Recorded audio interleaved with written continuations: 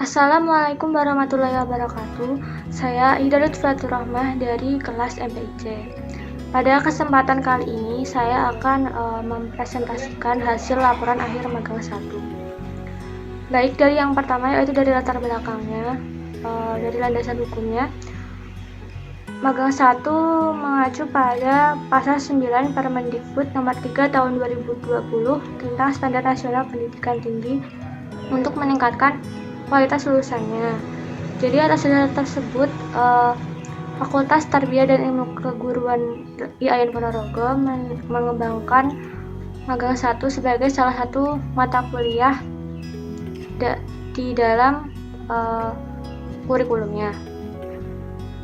Lalu terkait urgensinya, khususnya untuk mahasiswa kependidikan, magang 1 berperan penting untuk memberi wawasan kepada mahasiswa terkait proses perkembangan pendidikan, serta mengetahui implementasi secara langsung bagaimana kegiatan operasional pendidikan dilakukan.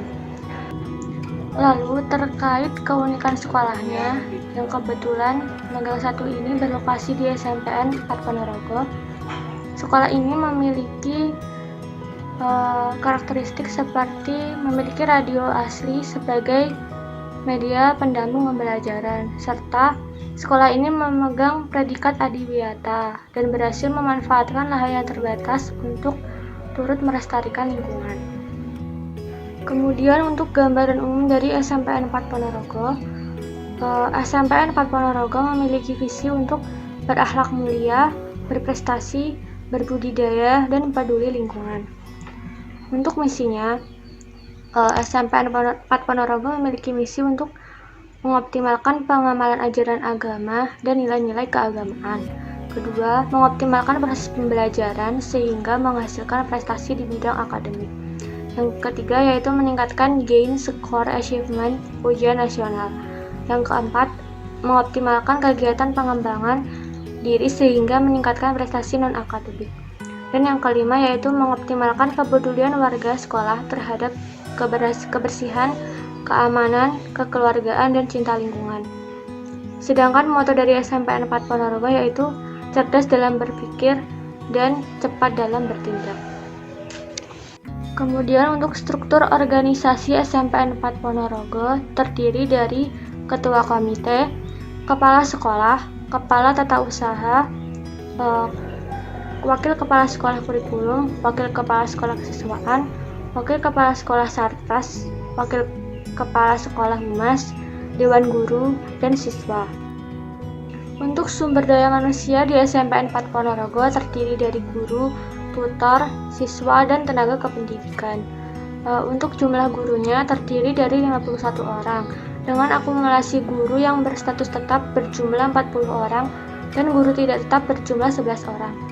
Untuk tutornya sendiri, SMPN 4 Ponorogo menyediakan tutor dari sekolah lain untuk mengajar pelajaran agama Kristen bagi siswa atau siswi yang beragama Nasrani. Kemudian untuk siswa, pada tahun pelajaran 2001-2002 ini memiliki jumlah siswa sebesar 715 siswa dengan 28 rombongan belajar. Sedangkan untuk tenaga kependidikannya berjumlah 14 orang dengan 5 orang berstatus sebagai PNS. Kemudian untuk sarana dan prasarana di SMPN 4 Ponorogo setelah diobservasi, baik sarana, prasarana maupun fasilitasnya termasuk lengkap dan kondisinya dalam keadaan baik. Kemudian saya akan memaparkan hasil observasi magang 1 yang terdiri dari observasi kultur dan manajemen sekolah di SMPN 4 Ponorogo dan observasi perangkat perkantoran kependidikan di SMPN 4 Ponorogo. Terkait observasi kultur dan manajemen sekolah di SMPN 4 Ponorogo, terdapat kebiasaan yang dibudidaya dan membudidaya di SMPN 4 Ponorogo. Di antaranya adalah tegur sapa dan salam yang diwujudkan dengan adanya sambutan dari guru kepada siswa yang datang ke sekolah. Siswa yang baru datang ke sekolah akan menjabat tangan guru sebelum masuk ke kelas. Kemudian sebelum mata pelajaran dimulai akan terdapat kultum yang diberikan oleh guru mata pelajaran. Yang kedua yaitu budaya hidup bersih, sehat, dan efisiensi. Budaya tersebut merupakan moto Adiwiyata dari SMPN 4 Ponorogo. Dengan moto tersebut, sekolah berusaha menghimbau warga sekolah untuk turut menjaga kebersihan dan keamanan sekolah untuk menciptakan lingkungan yang kondusif. Yang ketiga yaitu terdapat punishment dan reward untuk warga sekolah. Punishment diberlakukan apabila terdapat siswa maupun staf sekolah yang melanggar peraturan, yang dilakukan dengan poin, teguran maupun himbauan, dan juga terdapat reward bagi siswa maupun staf yang berprestasi sebagai peningkat motivasi dan etos kerja. Dan kebiasaan yang dilakukan juga adalah kegiatan bersama antar warga sekolah. Kegiatan tersebut biasanya diwujudkan dengan kegiatan seperti rapat koordinasi antar staf sekolah, dies natalis sekolah, kompetisi antar siswa, dan sebagainya. Kemudian terkait upaya pembinaan guru, siswa, dan tenaga kependidikan. Untuk staf sekolah atau guru dan tenaga kependidikan dilakukan dengan dua jenis upaya pembinaan. Yang pertama yaitu rapat koordinasi dan pembinaan pribadi.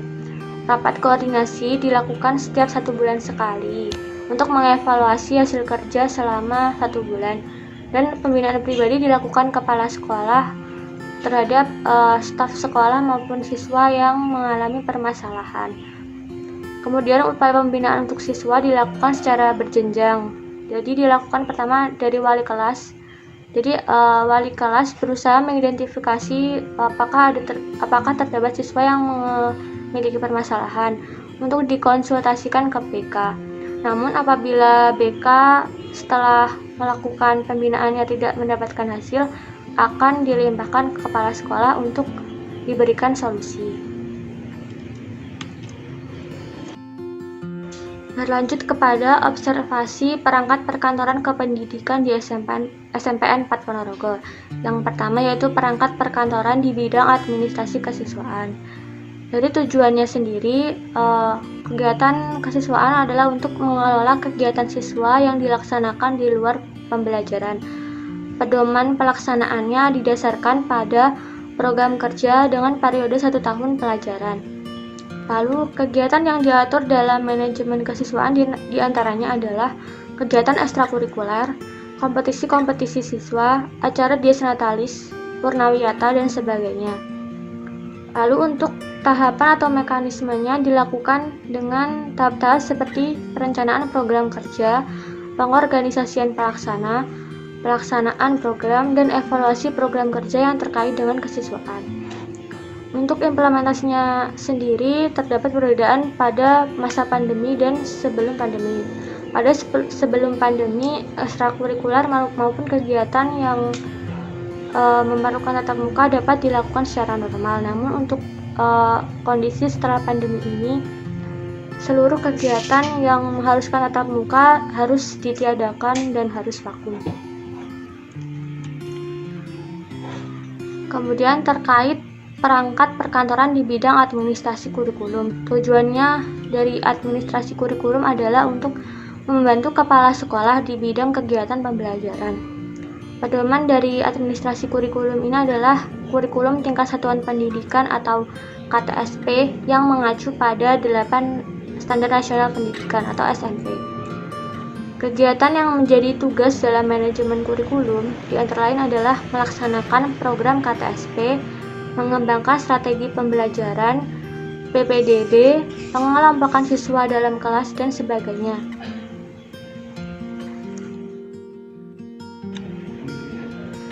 Kemudian untuk tahapan mekanismenya sendiri berangkat dari analisis kebutuhan yang tertera dalam raport mutu sekolah.